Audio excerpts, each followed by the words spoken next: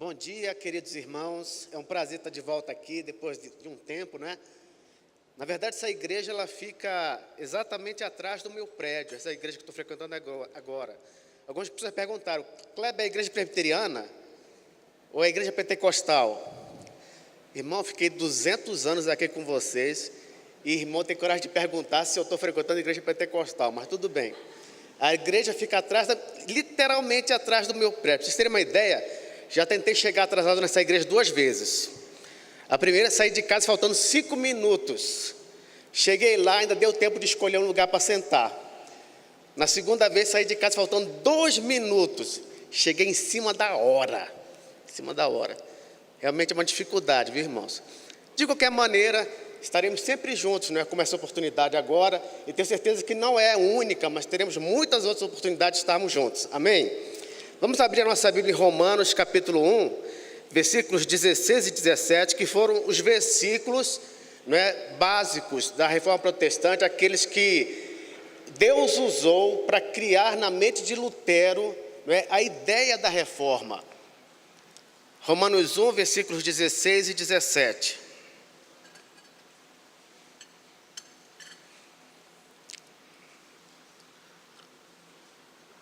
Diz assim: pois não me envergonho do Evangelho, porque é o poder de Deus para a salvação de todo aquele que crê, primeiro do judeu e também do grego, visto que a justiça de Deus se revela no Evangelho de fé em fé, como está escrito, o justo viverá por fé. Irmãos, estamos completando agora, quarta-feira, 501 anos da Reforma Protestante, e até hoje algumas pessoas não entendem direito por que precisou haver uma reforma, já que havia uma igreja cristã no mundo, não é? No caso, a igreja católica. A verdade, irmãos, é que a igreja católica, infelizmente, ela deixou que diversas heresias entrassem no seio da igreja, não é? Infelizmente, a igreja, enquanto ela não era a igreja oficial do Estado, não era a igreja oficial do Império Romano, era uma igreja boa, era uma igreja fiel, uma igreja que procurava seguir estritamente aquilo que estava na Bíblia, a tal ponto que os cristãos eram perseguidos, eram mortos, jogados nas arenas, comidos por leões, colocavam até fogo nos crentes, literalmente, faziam deles estacas vivas queimando. Ser crente naquela época não era fácil, não. Uma pessoa só topava ser crente se fosse realmente por amor a Cristo, não é? Por ter passado por uma conversão de verdade. Depois que o imperador se converteu, aí mudou tudo, mudou da água para o vinho, não é? Aí quem não fosse crente é que passou a ser perseguido. Então agora os crentes estavam numa situação muito boa, e aqueles outros, os demais, no caso os pagãos, hereges em geral, tinham que dar um jeito de escapar da perseguição. O que eles fizeram? Começou a haver uma conversão em massa. É claro, uma conversão de fachada, porque não queriam morrer, não queriam ser perseguidos. E a igreja foi enchendo, foi crescendo, e veio a se tornar o que hoje nós conhecemos como igreja católica. Pessoas que estão ali dentro, mas muitas vezes não sabem de fato quem é Cristo, não sabem o que a Bíblia diz, não sabem o que Deus quer, não sabem o que a Bíblia aprova, o que a Bíblia condena, levam para dentro da igreja também suas superstições. Não é à toa que um católico comum, se você perguntar para ele se ele acredita em reencarnação, é capaz de dizer que sim, por não saber que no dogma católico a reencarnação é uma heresia. Tantas superstições, tantas coisas erradas que entraram na igreja, tornaram o ambiente completamente contaminado. Mas Deus nunca deixou de ter os seus eleitos dentro da igreja. Nunca. É por isso que Jesus falou: as portas do inferno não vão prevalecer contra a igreja. Sempre houve e sempre haverá dentro da igreja os eleitos de Deus. A gente costuma falar assim: junto com o trigo cresce o joio, mas o trigo nunca deixará de crescer. Sempre haverá o trigo também. Eu gostaria que algum irmão abrisse para mim Isaías 8, 19 e 20. Ah, mas como não tem microfone, eu vou ter que fazer a leitura. Melhor, né? Então, vamos abrir nossa Bíblia em Isaías 8. Eu mesmo vou fazer a leitura. Isaías 8, versículo 19 e 20.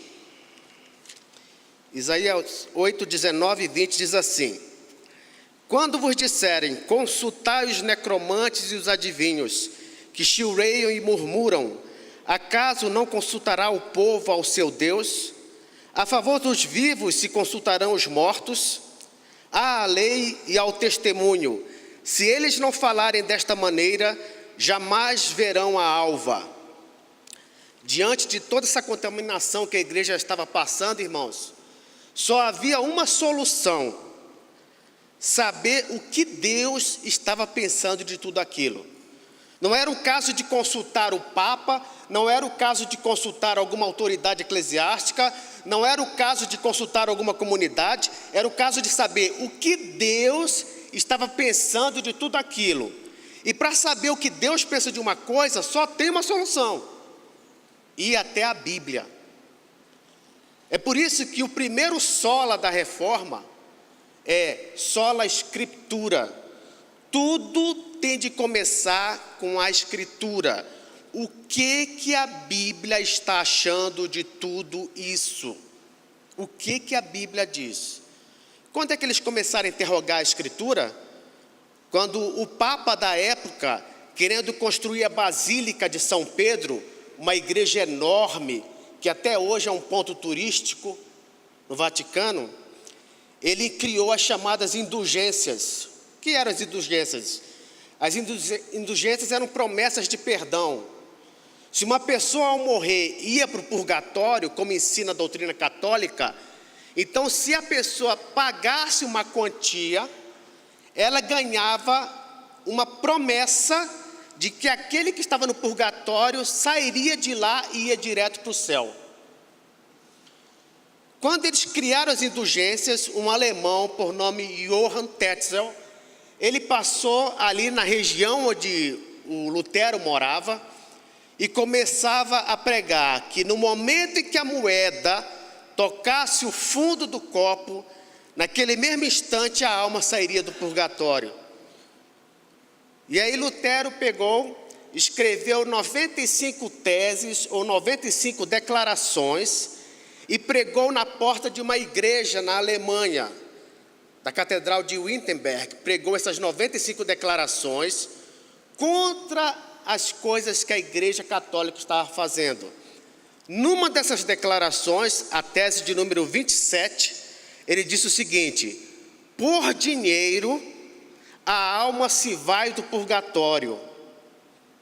Por dinheiro a alma se vai do purgatório. Naquela época, quando você fazia declarações e pregava na porta de alguma instituição, né, do uso comum, como uma igreja, era como se você estivesse chamando para um debate. Você está fazendo declarações e quer discutir essas declarações. Então Lutero estava ali afirmando várias coisas que a Igreja Católica estava fazendo e estava chamando para o debate. Eu quero discutir isso aqui. Todas as discussões e debates dos reformadores eram firmados na Bíblia. Eles não discutiam, eu acho isso, eu acho aquilo. Não, eles diziam, a Bíblia diz isso, a Bíblia diz aquilo. É por isso que sola Escritura, irmãos, é a soberania da vontade de Deus, a soberania da opinião de Deus sobre o que é certo e o que é errado na igreja. Esse movimento de querer saber o que é certo e errado a partir do sola Escritura ganhou o nome de reforma. Por quê? Quando a gente fala em reforma, irmãos, há duas ideias. Uma de algo completamente novo, outra de algo que é tornado novo. Por exemplo, para os irmãos entenderem, eu gosto de dar um exemplo do sofá, não é? Vamos dizer que eu tenho um sofá de couro, um sofá preto de couro, né, ali enfeitado e tal, e eu resolvo reformar esse sofá, porque eu já estou há muitos anos com ele, já está muito gasto e eu quero reformar. e eu chamo alguém para reformar o meu sofá. Aí a pessoa me entrega o meu sofá com outra aparência, com outra forma, diz assim, ó, vou te entregar novinho, todo colorido, né? Com madeirinha branca do lado e tal, vai ser novo, esse sofá vai estar novo. Não, eu não quero novo no sentido de outro sofá. Eu quero o mesmo sofá, só que eu quero que você recupere o máximo possível a aparência original. Vocês estão entendendo? Uma diferença entre algo completamente novo, diferente, inédito, e a mesma coisa, só que o mais próximo possível da forma original, da aparência original. Caio Fábio, num de seus livros famosos, Novos Ministros para uma Nova Realidade, ele diz assim, igreja reformada sempre reformando, ou seja, sempre se atualizando, sempre se renovando. Nada disso. Igreja reformada sempre renovando, sempre reformando, é uma igreja que sempre busca recuperar a forma original. E qual é a forma original da igreja? É aquela forma que foi fundada por Cristo, na época dos apóstolos. Aquelas doutrinas que se perderam no decorrer dos séculos.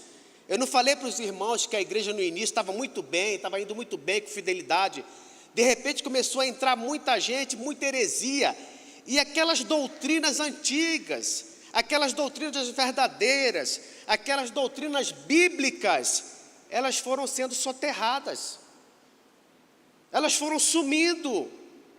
Coisas básicas foram sendo esquecidas. Então, quando a gente fala igreja reformada sempre reformando, é uma igreja que nunca quer perder de vista o ensino original, nunca quer perder de vista aquelas doutrinas básicas dos apóstolos de Cristo.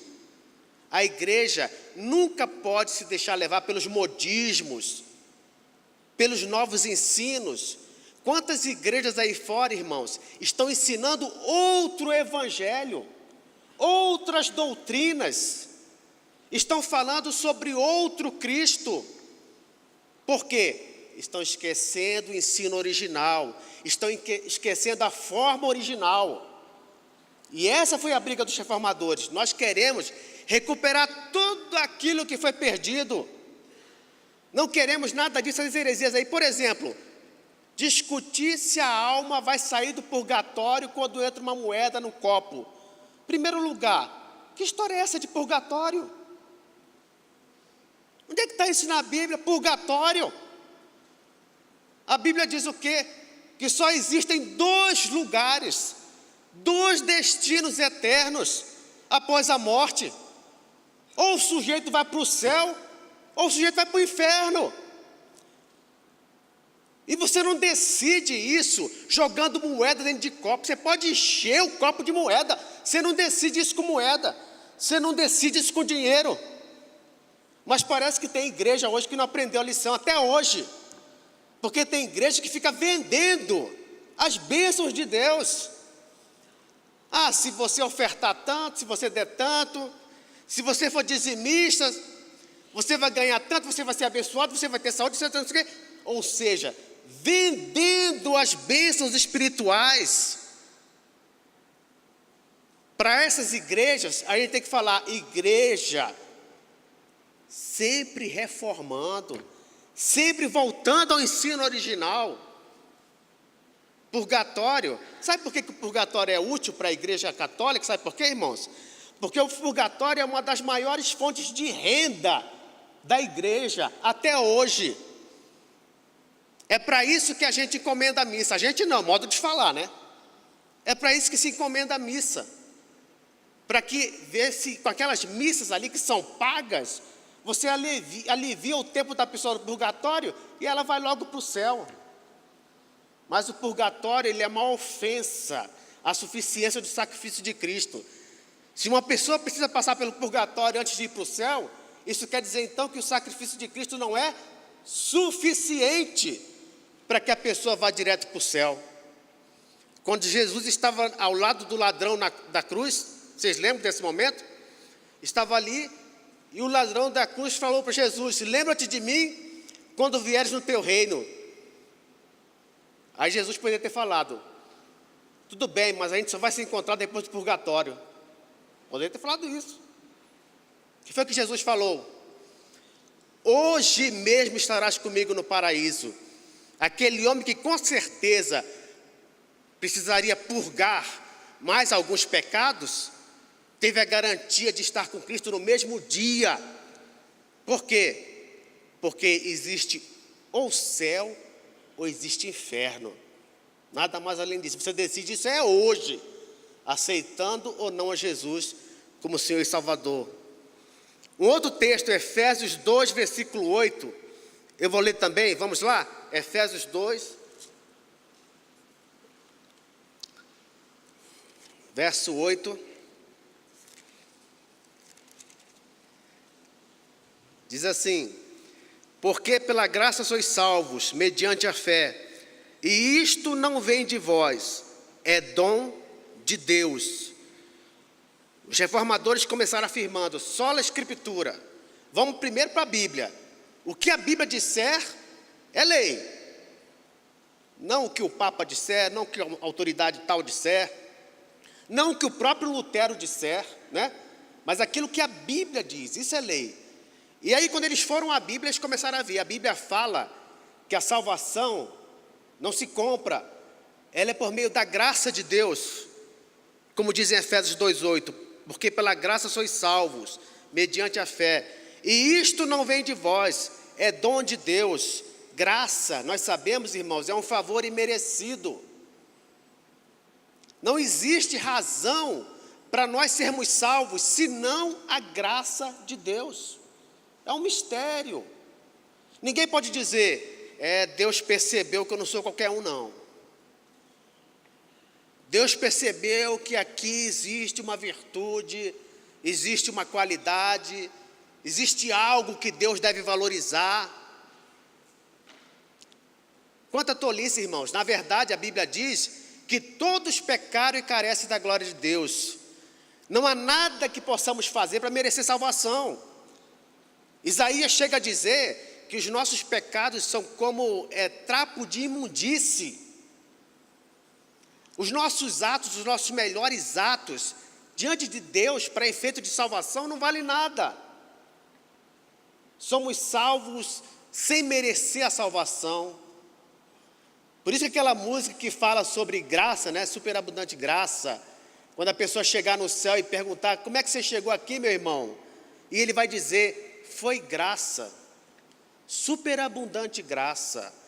Não há outra explicação. O crente, ele não é salvo por suas obras, ele é salvo justamente para, a partir da salvação, produzir obras de gratidão, de amor. Esse é o crente, é aquele que mesmo não merecendo foi salvo, e por causa disso ele se preocupa, Senhor, o que eu vou fazer agora para agradar esse Deus? Me salvou sem eu merecer nada, me salvou sem qualquer mérito, me salvou mesmo sendo um pecador miserável, me salvou mesmo rejeitando o Senhor. Quantas vezes eu fiz isso? O que eu vou fazer agora? Eu vou agradecer esse meu Senhor, servindo a Ele, fazendo a sua vontade, agradando ao Senhor, pensando no que eu posso fazer para melhorar a minha relação com Ele. Vai ser uma relação agora de amor, de gratidão, porque você entendeu que foi salvo pela graça. Deus não te deve nada, meu irmão, não te deve nada. Pelo contrário, nós é que devemos tudo a Deus. Se hoje estamos aqui, se hoje podemos ouvir essa palavra, se eu posso falar, se podemos ler a palavra de Deus, se podemos daqui a pouco ir votar, tudo é graça de Deus, uma bênção que Deus nos concede, a cada dia poder acordar, levantar, trabalhar, servir ao Senhor, tudo é graça, irmãos, tudo é graça. Não há nada, na verdade, que mereçamos, mas Deus, Ele é um Deus gracioso. Eu lembro que uma vez eu tinha ido levar meu carro para arrumar, e o rapaz, o mecânico, ele era um católico carismático, né? E a gente entrou, não sei como, nesse assunto de graça e tudo. Aí ele falou assim, vocês evangélicos criticam Maria. Eu falei assim, não, a gente não tem nada contra Maria, não. Nós só não idolatramos. Mas o evangélico normal, ele reconhece que Maria foi uma mulher privilegiada, não é? Porque, embora pecadora, como todos nós, ela recebeu a graça de ser a mãe de Jesus, do Deus encarnado. Uma privilegiada, nós só não idolatramos. Ela falou assim, mas como é que você me explica quando diz lá, ó, Maria cheia de graça? Eu falei assim, eu não explico nada, porque isso não está na Bíblia. Isso é uma reza. É na reza, Ave Maria, que você encontra essa passagem. Ave Maria cheia de graça. Mas a Bíblia diz assim, Maria, achaste graça. É diferente. Maria, ela foi agraciada. Ela achou graça. O que é graça? Favor imerecido. Ela foi agraciada. Você sabe quem é que é cheio de graça? Só Deus. Só Deus tem graça, é cheio de graça. Só Deus tem graça para dar. Nós, seres humanos, nós achamos a graça. Nós recebemos graça. Mas nós não podemos dar. É diferente. Então, irmãos, essa verdade veio justamente porque a Bíblia era a única regra de fé e prática. Ah, a Bíblia diz isso? Então, para nós, é isso. Ponto final. Onde a Bíblia fala, a gente concorda, aceita e obedece. Se a Bíblia disser que é errado, para nós é errado e acabou, ponto final. Ah, Kleber, é radical desse jeito? É, desse jeito. Tem que ser assim mesmo? Tem que ser assim mesmo. Ah, mas se a pessoa recebeu uma revelação, não sei o que e tal. Não. Para nós, não. Tem só 1 milhão de igrejas aí fora que aceitam revelações fora da palavra de Deus. Para nós, não. Só aquilo que a Bíblia diz para nós é a palavra de Deus. É por isso que o apóstolo Paulo, quando ele foi pregar lá em Bereia, ele poderia começar a falar, olha, o que eu estou falando aqui vocês não vão encontrar na Bíblia, mas não esquenta não, viu? Que isso aí é uma nova revelação. Mesmo o apóstolo Paulo pregando, os bereanos, está lá em Atos 17, eles iam conferir na Bíblia se aquilo que o apóstolo dizia batia com o que estava na palavra de Deus. E sabe o que o escritor bíblico, inspirado pelo Espírito Santo, diz a respeito dos bereanos? Que eles eram mais nobres do que os de Tessalônica, porque faziam isso. Eles eram admirados, porque quando eles ouviam uma pregação, eles iam conferir. Espera aí, deixa eu ver se isso está na Bíblia. Isso está na Bíblia? Onde é que está isso aqui? Onde? Ah, tá, espera aí. Ah, certo. Ah, você está falando que a salvação é pela graça. Onde é que está isso? Está aí aqui em Efésios 2, versículo 8. Deixa eu ver isso aqui. Tá certo. Esse hábito que os reformadores criaram, todos aqueles que receberam essa herança fazem a mesma coisa. Todos nós que nos dizemos reformados, temos essa obrigação de conferir se tudo que é dito está ou não está na palavra de Deus. E tudo que nós vemos deve ser julgado pela palavra de Deus. Nós estamos em época de eleição. E as igrejas, elas têm receio de ficar falando sobre isso, né? Porque não pode. Não pode falar sobre isso, porque às vezes você tem na igreja a pessoa que defende candidato tal, candidato tal, candidato tal. Tá bom, eu não vou falar em quem os irmãos devem votar. Cada um vote de acordo com a sua consciência. Eu só quero dizer uma coisa. Se tudo que nós fazemos tem que ser guiado pela palavra de Deus, que é a nossa única regra de fé e prática, então tenham o cuidado, pelo menos de na hora de votar em alguém que defenda coisas que não vão contra a palavra de Deus, ok? coisas que não vão contra a vontade de Deus, como por exemplo, união homoafetiva, tá certo? Porque eu não vou falar o nome de candidato, isso é errado, não é eticamente correto, não é? Defendo pessoas que não defendam, não votem pessoas que defendam legalização de aborto, tá certo? Porque a palavra de Deus condena isso ou não condena? Ou será que eu estou doido, né? Na hora de votar, então, como a Bíblia é a nossa única regra de fé e prática, e era a preocupação dos reformadores, o que a Bíblia diz, não o que os homens dizem, né? Então, não votem também em pessoas, irmãos, que zombam da palavra de Deus, né? Que fazem parte de partidos de raiz ateísta. Quer dizer, sem falar nome de candidato, eu só posso dizer uma coisa: aquilo que Deus diz que é certo, aquilo que Deus diz que é errado. E não é porque nós estamos em época de eleição que a gente vai fazer vista grossa para isso, não.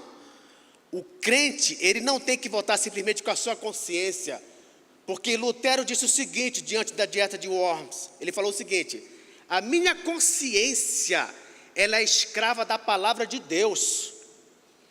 Não adianta um crente falar assim, eu vou votar de acordo com a minha consciência. A sua consciência não é soberana. Nenhuma pessoa, pelo menos aquela que se diz crente, é livre para dizer, eu sou livre para agir de acordo com a minha consciência. A sua consciência não é soberana. A palavra de Deus é soberana. Não é o que você acha ou o que eu acho, é o que a Bíblia acha. E nada pode escapar do crivo da palavra de Deus. Nem nossa votação neste domingo, nem nossa relação familiar, nem nossa relação com nossos vizinhos, nem nosso trabalho secular, nem nossas amizades, nada pode escapar do crivo da palavra de Deus. Então os reformadores disseram, sola escritura primeiro, em segundo lugar, sola gratia, a salvação é pela graça. Em terceiro lugar, João 14, versículo 6. Vamos lá, João 14, versículo 6. Diz assim, respondeu-lhe Jesus, eu sou o caminho e a verdade e a vida. Ninguém vem ao Pai, senão por mim. E aqui nós temos solos Cristos, somente Cristo. Às vezes a pessoa fala assim, Kleber, mas afinal a gente é salvo pelo quê? Qual foi? Pela graça? Nós somos salvos por Cristo? Somos salvos pela fé? Como é que é? Eu não entendo isso direito. Como é que funciona isso? Os reformadores, eles dividiram essas causas, irmãos, em causas primárias e causas secundárias. Vejam só, que interessante isso, não é? Quando a gente fala que somos salvos pela graça, isso quer dizer que Deus quis nos salvar sem mérito nenhum de nossa parte. Mas como é que Deus vai salvar, irmãos, pecadores, se o pecador merece a morte? Não é uma boa questão? Então não basta Deus querer salvar o pecador, sem mérito de nossa parte, né? Se o pecador tem que morrer, porque ele é pecador. Como é que faz então? Que coisa, que dilema. Então eu estou afirmando aqui à luz da palavra de Deus, para que a graça realmente funcionasse, Jesus teria que morrer no nosso lugar. É por isso que a gente chama de Jesus de a causa principal ou causa primária. Sem Jesus não adiantaria graça, sem Jesus não adiantaria fé, sem Jesus não adiantaria nada. Ele é a causa principal, é a causa primária. As outras causas, elas são secundárias. Se Jesus não viesse e morresse, não adianta querer salvar. Se Jesus não viesse e morresse, não adianta ter fé, não adianta nada. Por isso Jesus é a causa principal, é a causa primária, é o mais importante para a nossa salvação. Quando você fala, você foi salvo por causa de quê? Por causa de Jesus. É como diz aquela história, a pessoa chega no céu, por que você entrou no céu? por causa da graça, mas sem Jesus não haveria graça. Jesus é a causa principal. Ele é aquele que salvou, que salva e vai continuar salvando. É por isso que nós podemos pregar Jesus, não é, até o último dia de nossa vida, porque Ele é a única, na verdade, a única porta de entrada para o céu. Por isso que Ele diz: ninguém vem ao Pai senão por mim. Ninguém vem ao Pai senão por mim. Ele é a causa principal da nossa salvação. E chegamos em outra causa secundária aqui, sola fide. Efésios 2, irmãos, eu li o versículo 8, mas se eu continuar lendo, nós temos o versículo 9 que fala assim, olha, versículo 8 e 9, Efésios 2. Porque pela graça sois salvos, mediante a fé, e isto não vem de vós, é dom de Deus, não de obras, para que ninguém se glorie. Irmãos, aqui fala assim, ó, pela fé, não de obras, não vem de obras, para que ninguém se glorie. Se a fé, como dizem alguns, fosse algo produzido pelo ser humano, pensa comigo, se você pudesse exercer fé por conta própria, então a gente poderia dizer, eu fui salvo porque eu exerci fé. Você não foi salvo porque você não exerceu fé. A própria fé, irmãos, na verdade, ela é um dom. Ela é um dom. Sabe como é que você ganha o dom da fé? Ela vem no pacote. Quando Jesus morre por alguém, Ele concede a essa pessoa a fé para crer nele. Sabia disso? Se Jesus morreu por João, o João já tem garantido que um dia ele vai ter fé em Jesus. Se Jesus morreu por Pedro, Pedro já tem garantido que um dia ele vai ter fé em Jesus. A fé, ela vem junto. É por isso que em Hebreus 12, diz assim, ó, Jesus, autor e o quê? E consumador da nossa fé. A fé é um presente que Jesus nos dá. É um presente. Ninguém pode falar, vou decidir exercer fé. Não existe isso. Ninguém decide ter fé. Ela vem de Deus para nós. É por isso, irmãos, que uma pessoa fala assim, não, mas eu ouvi a mensagem, achei a mensagem interessante e resolvi aceitar.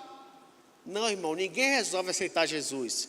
Em Efésios 2 diz que Ele nos deu vida, estando nós o quê? Mortos. Toda pessoa, antes de aceitar Jesus, ela é um morto espiritual. Ela não consegue perceber as coisas espirituais. Ela chega na igreja, ouve uma mensagem maravilhosa e não entende nada. Não vê a beleza de Cristo. Às vezes você está lá na igreja, você é um crente de muito tempo, né? Ouve o pregador, aquela mensagem linda. Olha para a pessoa do lado, mas que mensagem boa, hein? E a pessoa do lado fica olhando assim. Não estou entendendo nada. Não está me dizendo nada. Não está me falando nada. Será que tem alguém louco aqui? Não. Simplesmente a pessoa é um morto espiritual. Não vê a coisa espiritual, não percebe. Ela não consegue enxergar a beleza de Cristo na mensagem. Aí o Espírito Santo vem, dá vida, e aquele morto espiritual que estava no banco, de repente ele acorda. Opa! Que sentido!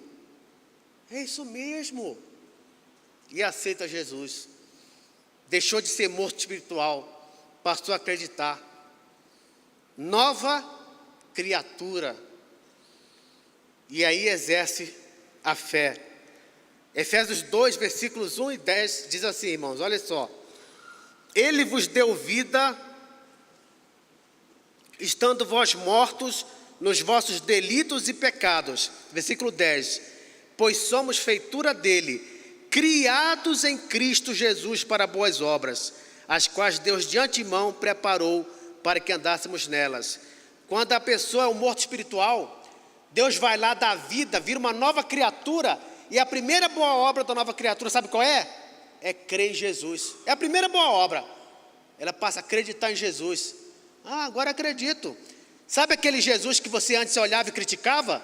Agora que você é crente, você reconhece que Ele é tudo aquilo e muito mais. Eu lembro que antes de me converter, eu gostava de fazer chacota dos crentes. Pensa numa coisa que dava prazer. Era bom, irmãos. Eu sei que vocês não sabem disso, mas era bom, né? Quem não foi crente aqui que já fez isso sabe. E eu lembro que tinha um rapaz na igreja presbiteriana renovada do Cruzeiro, que era meu colega de classe no ensino médio, e era o meu preferido, sabe? Gostava demais de gozar daquele irmão. E aí depois de muito tempo a gente não se viu mais, aceitei a Jesus e houve um acampamento, um intercâmbio entre igrejas presbiterianas, lá no Cruzeiro. E a igreja presbiteriana do Brasil foi fazer intercâmbio com a igreja presbiteriana renovada. E ele naquele acampamento, eu encontrei quem? Aquele irmão. Por acaso o nome dele era Saulo. E eu entendi aquela frase que diz assim, ó: Saulo, Saulo, por que me persegues? Porque inverteu, né? Eu que passei a ser perseguido por ele o acampamento inteiro, tive que ouvir todos os dias. Era como se fosse o troco, recebendo o troco. Mas só entende isso quem passa por essa transformação. Quem tem tirado de seus olhos as escamas, que passa a enxergar que aquilo que outrora criticava, na verdade, não é? É a palavra de Deus, é a vontade de Deus. E por mais que alguns homens critiquem e até joguem no lixo, nós sabemos que esta palavra é verdadeira. Ela tem valor, não é? Muitos morreram por ela, e essas mortes não podem ter sido à toa, irmãos. Eu lembro que, lendo sobre o livro dos mártires, de John Fox, ele conta lá que Policarpo, um dos primeiros pais da igreja, não é?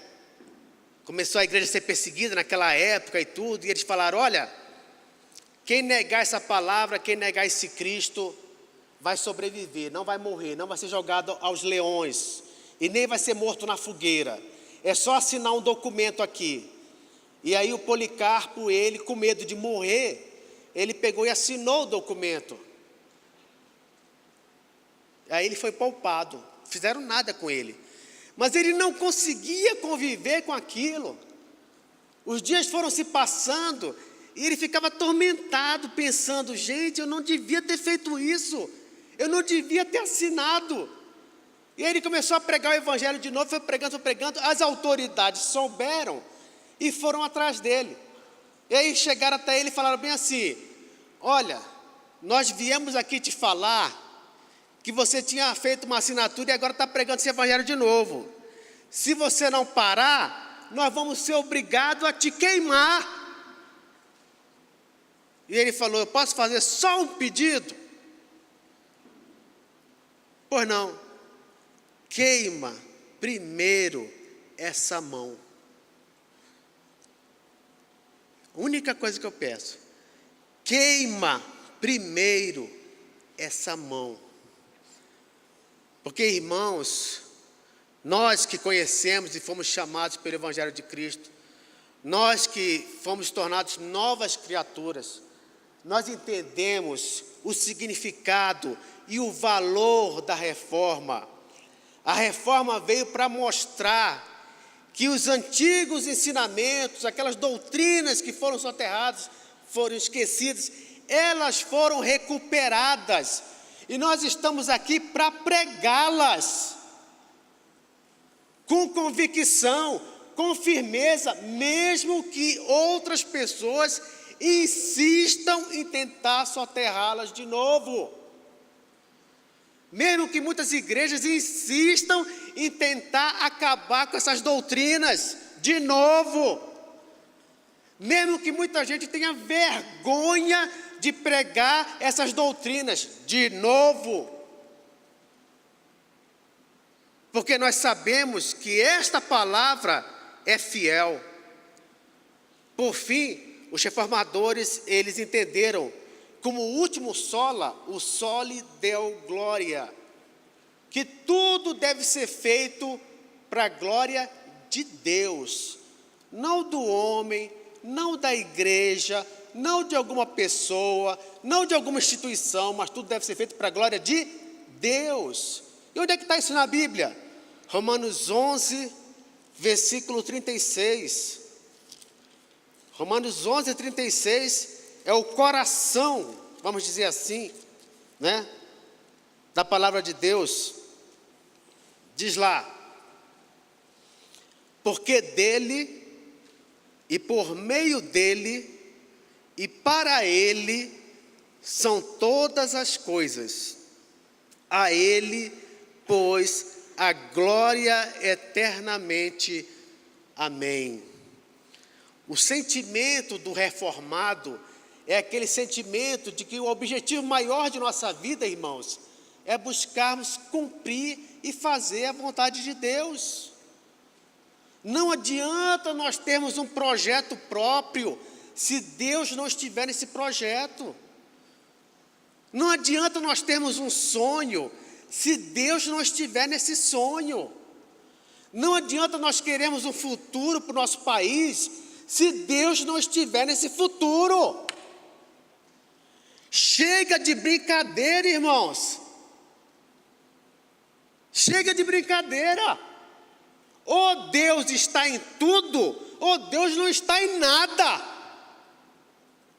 É por isso que a Bíblia diz, vocês ouviram agora, diz assim: porque dele, por meio dele, para ele são todas as coisas, a ele, pois, a glória eternamente.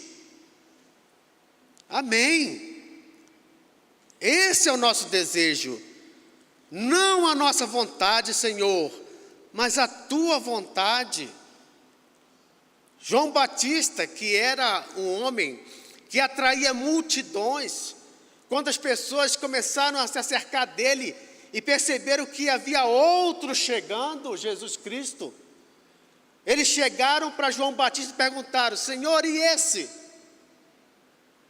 E João Batista falou, embora fosse um homem praticamente idolatrado na época, com tantas multidões, convém que ele cresça e que eu diminua.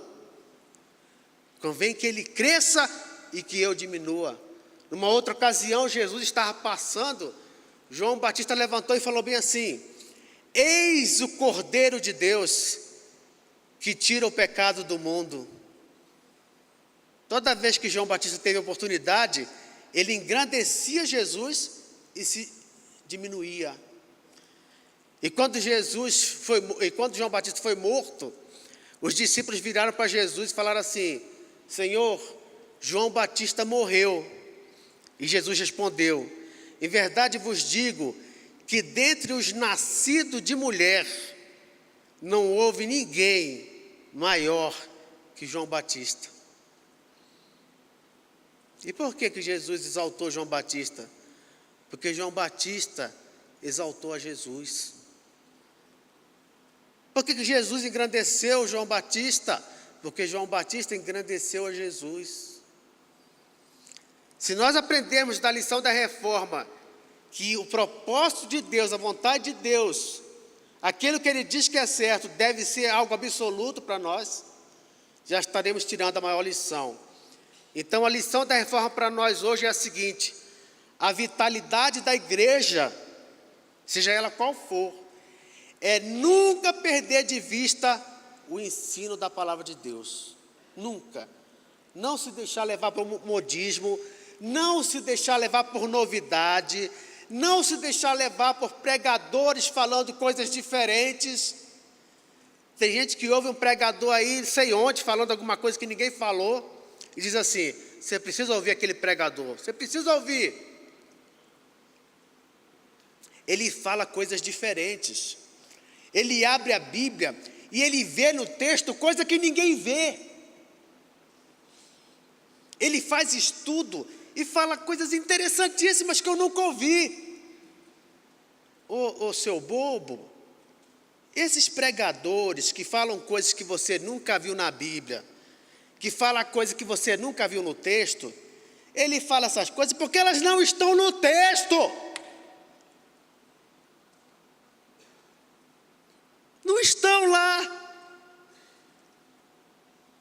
Estão falando novidades. Isso aí nunca, nenhum apóstolo falou isso, nenhum pregador falou isso, nenhuma igreja pregou isso. É porque isso não está ali. A igreja, ela não é chamada para falar novidade, irmãos. Não é chamada para falar novidade. Ela é chamada para falar as antigas verdades. É diferente. E os reformadores recuperaram isso. Lutero, ele desenvolveu a doutrina bíblica do sacerdócio universal de todos os crentes. Ele disse o seguinte: olha, todo crente é um sacerdote. O que quer dizer isso? O sacerdote, ele era o intermediário entre Deus e os homens. Todo crente é um sacerdote. Toda vez que a gente prega o evangelho para alguém, é como se a gente fosse o intermediário entre Deus e os homens. Aceita Jesus como Senhor e Salvador. Se aquela pessoa aceita e se reconcilia com Deus, você foi o intermediário, você foi um sacerdote. O sacerdote, ele era o único que se aproximava de Deus de forma mais íntima, no Santo dos Santos, ali próximo de Deus. Cada crente também pode se aproximar de Deus agora de forma bem íntima, sem barreiras, sem burocracia. Não tem mais aquele negócio distante, como a gente vê até hoje na igreja católica, aquele monte de leigo, sem função na igreja, e o padre aqui na frente. Não. Na igreja cristã, protestante, reformada, todos os crentes têm acesso a Deus, a servir a Deus, em várias e várias funções, sem empecilho. Nós temos que celebrar essa aproximação. Nós temos que celebrar essa oportunidade que os reformadores abriram para nós, pelo poder do Espírito Santo. Por fim, quero dizer aos irmãos que Deus mesmo tem um compromisso com a sua obra. Isso não é um trabalho só nosso, não precisamos nos desesperar por causa disso. Deus tem um compromisso com a sua obra. Quando a igreja parecia perdida, Deus levantou homens como Martim Lutero, como João Calvino, como Zwinglio. Zwinglio é o nome de gente mesmo, viu? Zwinglio. Levantou homens naquela época para mostrar que ele não abandonou a sua igreja. Ele continua com a sua igreja até hoje. E mesmo que por acaso, por alguma razão, sei lá, desconhecida, a igreja venha a sofrer alguma intempérie, Deus não vai abandonar a sua igreja, vai continuar com ela. Eu quero terminar com o texto de Isaías 46, versículo 9 a 11. Isaías 46, versículo 9 a 11, com uma palavra de conforto, não é? Aqueles que entendem da soberania de Deus. Diz assim, Isaías 46, 9 a 11. Lembrai-vos das coisas passadas da antiguidade. Vamos lembrar, irmão, das coisas passadas da antiguidade. Vamos lembrar da época da reforma, né?